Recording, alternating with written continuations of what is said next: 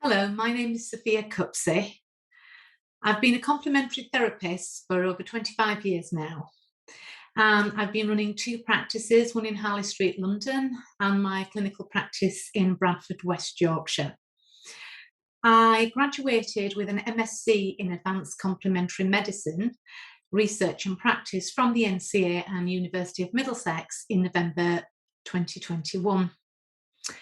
And I now work as a director of MBH Training Limited, where I present my work online.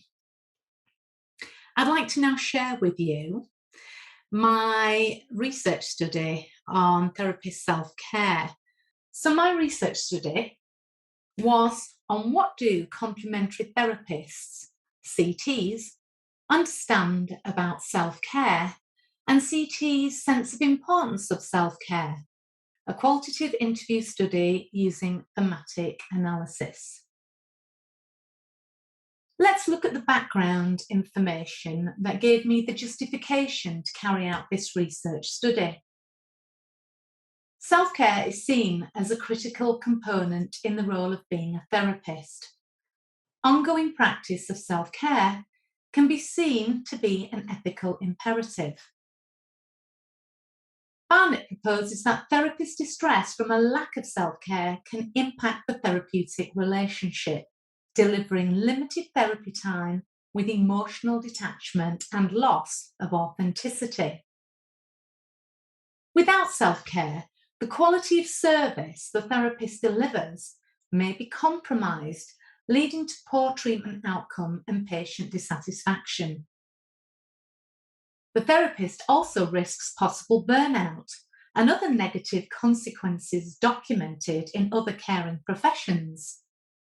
Standards set by the UK government agency's National Occupational Standards, known as NOS, and the Complementary Natural Healthcare Council, the CNHC, require CAM therapists under professional duty of care to adhere to mandatory guidances to practice safely and competently. Therefore, the practice of regular self-care can be seen as CTs complying to these standards. I conducted an extensive scoping search to locate papers on CT self-care. No specific studies were found. However, I did discover a large body of literature which had investigated and discussed self-care from other professions in medicine, such as nursing, psychotherapy, and counselling. The gap in the literature of CT self-care compared to other disciplines where self-care is vastly researched highlighted the need for this research question to be explored further. Papers were selected from these groups as a reference source only to identify these themes around self-care.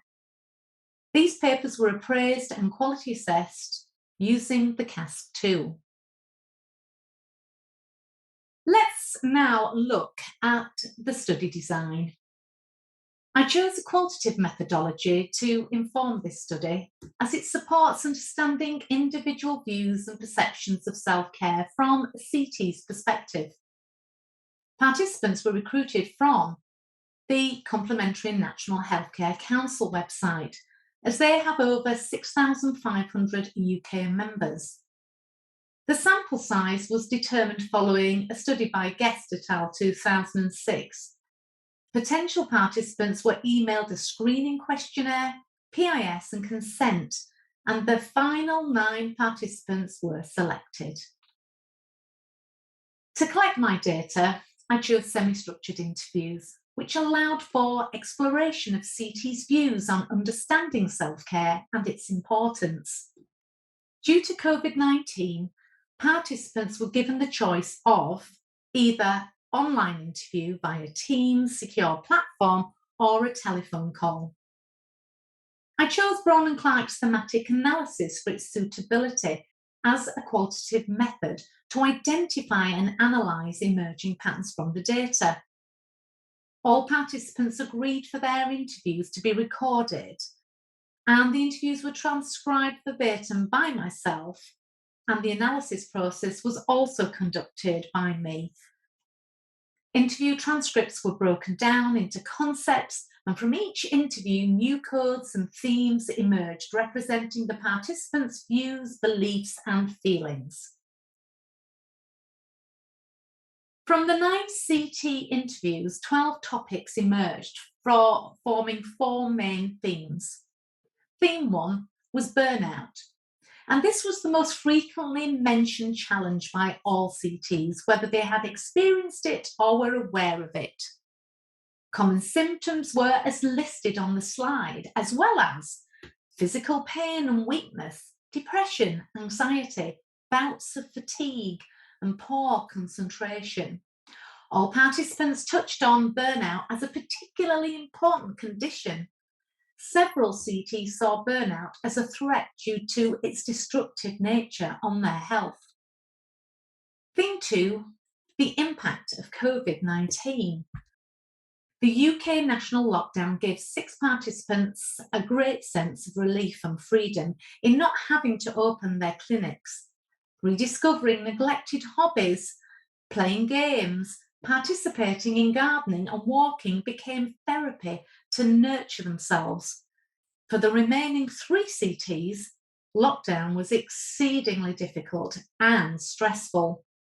This was due to the uncertainty of restrictions lifting and being able to work again. Theme 3, awareness and practice of self-care, which all CTs expressed that self-care was a form of awareness and practice. Even though all participants acknowledged and were aware of self-care methods of addressing mindset, movement, healthy eating, and sufficient rest, 7 CTs struggled to implement more than 2 of these activities per day due to challenges with work being time poor and feelings of guilt. Theme 4, carer role.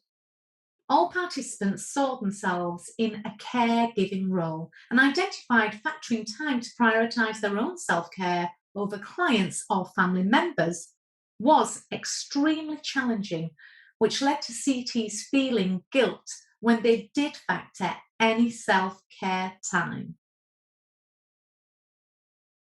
In my first discussion, whilst it was encouraging given the literature in other professions which had highlighted burnout, every participant acknowledged burnout and that a lack of self-care could result in symptoms of burnout. It was a surprising find that 3 CTs in this study had never suffered any symptoms of burnout. This is a notable find as the role of a CT focuses on a high amount of emotional contact and disclosure. All 3 CTs who avoided burnout shared a common component of mindfulness in their self-care habits throughout the practice of yoga, Pilates, and Tai Chi.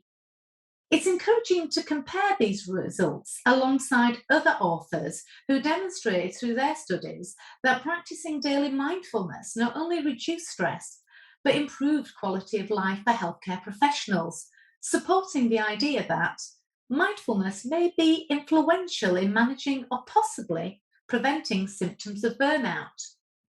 We know that burnout is an unwanted condition.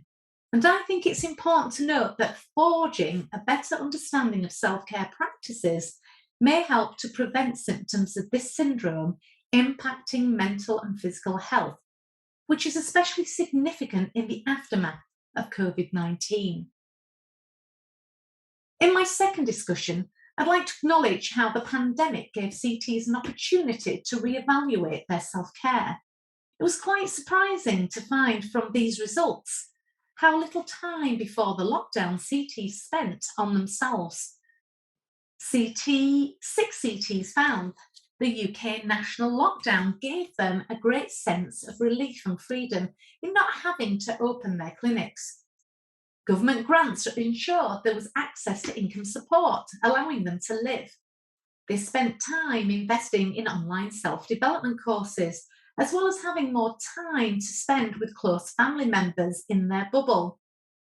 This period allowed these 6 participants time to evaluate on self-care. But for the remaining 3 CTs, lockdown was exceedingly difficult and stressful. This was due to the uncertainty of restrictions lifting and being able to work again, creating financial burden for those not accessing grants. All CTs expressed that self-care was a form of awareness and practice. 7 CTs in long-term practice, that's 10 years or more, had a clearer understanding of self-care and the importance to practice daily self-care than the 2 remaining CTs with less than 10 years clinical practice. The most common daily actions participants in this study engaged in were nutrition, mainly in the form of drinking sufficient water and eating good food. Good food was deemed as healthy choices, fruit, vegetables, and a low-fat diet. Every participant agreed self-care is the only means to attain consistent work-life balance.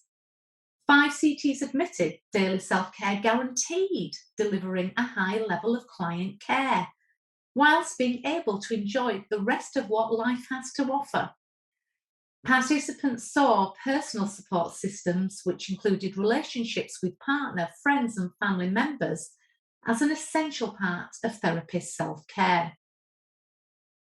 For my third discussion, I was surprised how 2/3 of CTs from this study had a dual role of being a professional therapist as well as primary carer for a family member. Caring for both clients and a loved one, as CT6 stated, compromised your emotions.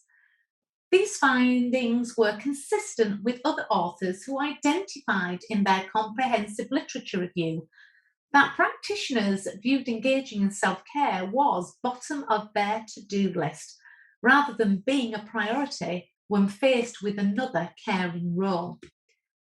2 participants discussed meeting client expectations could be challenging, especially when caring for a loved one. Therefore, this dual role of therapist and carer may have a greater consequence in promoting a lack of CT self-care. The emotional struggles of taking on board a client's story was well represented in the interview accounts.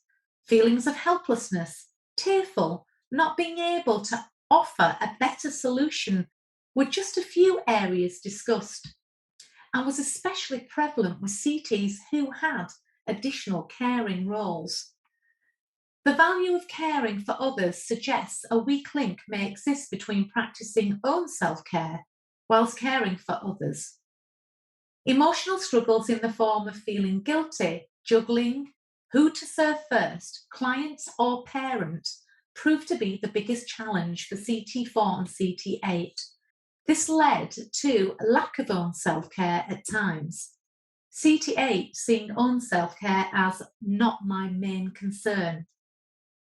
Other authors concur practitioners are a powerful tool, but vulnerable in the caring process that equally require attention and care. My final discussion is to highlight the bias and limitations from this study.